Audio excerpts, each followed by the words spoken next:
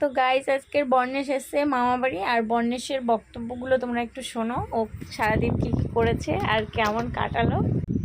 তো দেখতেই পাচ্ছ, কেউ শুনতে পাচ্ছে না, মামার হেলমেটে কিছু শোনা যায় না ভেতরে, আর হেলমেটটা না খুললে কেউ বুঝতেও পারবে না তুমি কি করছো। এটা হ্যালো, ওরকম হ্যালো বললেও বুঝতে পারবে না। এটা খোলো, খুলে তারপরে বলো তাড়াতাড়ি তাড়াতাড়ি কি কি করেছো সারাদিন। না না তাড়াতাড়ি বলো, শেষ হবে না, বলো তাড়াতাড়ি।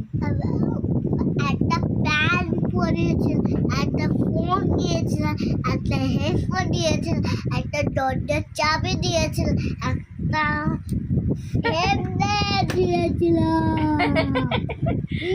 তো এইগুলো করতে আর কি দেয়, দিদু বারণ করে না, দাদুও বারণ করে না, মামাও বারণ করে না।